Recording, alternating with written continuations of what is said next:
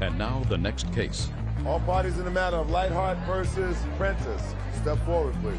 Roofing salesman Mark Lightheart is suing his ex-girlfriend, apartment manager Rhonda Prentice, for a loan to regain custody of her youngest daughter.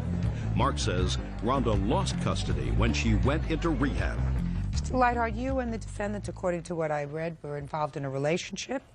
You loaned her a substantial amount of money in order for her to retain the services of an attorney that she needed for a custody case. Custody case involving my 6-year-old daughter.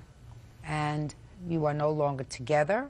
You claim this was clearly a loan. She was supposed to pay you back.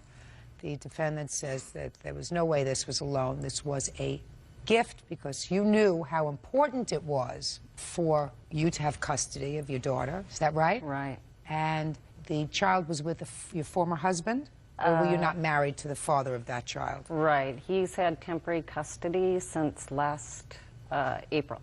So I'm... How did he obtain temporary custody? I went to Fairview Riverside Chemical Dependency for alcohol. And how long were you in rehab? 3 weeks. Okay. Tell me how it came about that you asked him to give you this money. Shortly after I got out of the hospital last year, April 4th, that's when I had found out that my ex-husband took temporary custody. Okay. So the minute I walked out of treatment, I was running for an attorney. And you found one? Correct. And then what did you do? That's when I talked to him and had asked him if he'd be willing to help, and he said he'd do basically, you know, anything. It was my daughter, and we're in a relationship. And there was never any discussion about repayment? He said, I'll do anything that's necessary to help you? Basically, yeah. Well, not basically. Yes. Is that what he said to you? I'll do anything to help you? Right. Okay, and how long had you been involved in a relationship with him, Miss Prentice? The fall before, so August or September. And you had lived together? I had an apartment, and then he was going to move in. And he did, but then he moved out. How long did you live together?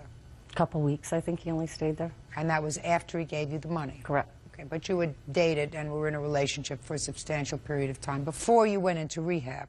Yes. Did he also have a drinking problem? No. You were aware of her drinking problem, sir? I was. And you were together for how many months prior to her going into rehab? Probably about 9 months. Did she call you on the telephone, or were you together when she discussed this money with you? Both.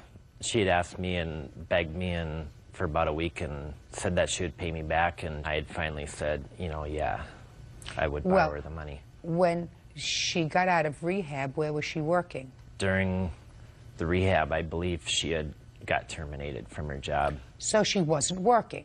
Right. So what did you expect her to pay you back immediately with? If it was not to go to a jury trial, the money that I borrowed her was not going to be used for attorney fees, so she was going to pay me back the $7,000. So she was just going to give it back to you? Correct.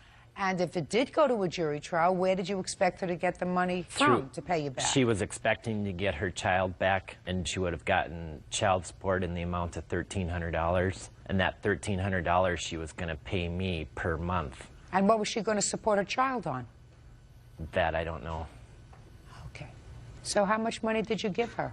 I borrowed her $7,000. First of all, the word is loaned. Loaned. You loaned her, according to you, and she borrowed.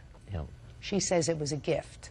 I don't see how you could loan her money if she had no way of repaying you. Tell me about that, sir. It was under my understanding that I was going to get paid back the loan amount within, you know, whatever, 4 months total time, if not immediately. I don't buy it. Sir, I could imagine that if you're in a relationship with somebody and she says, I'm desperate and I need money, and you know she has absolutely no way of paying you back, the likelihood of the case going to trial is great, then she certainly wouldn't have money to pay you back because the only money she would get would be child support. She wasn't working. So there was really no way that you could even expect to be paid back. You probably expected to have a long-term relationship with her. Is that a fair statement? At that time, no, because we weren't really going out. We were still talking, but we weren't in a relationship at the time I borrowed her the money. You were in a relationship, sir, because you moved into her home. I don't care if it was for 2 weeks. What do you call that? Your house was being painted?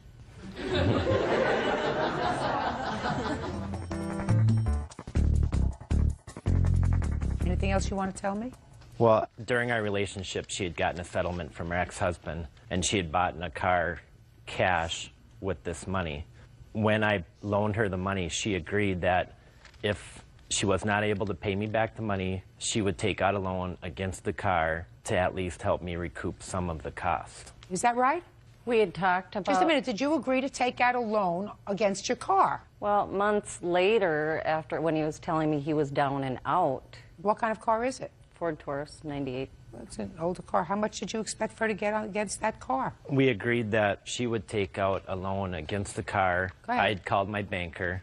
He's a personal friend. And the loan value on the car was $3,500. So that the only money that you really anticipated getting back was money that you could get as a result of taking a loan out against her car. Had I known I wasn't getting any money back, I would have never loaned her any money. That's too bad. I'm smarter than you are. You're not going to get over on me. You understand?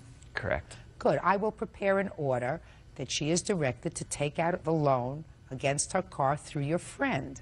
Do you understand the order? Good. That's all. Step out.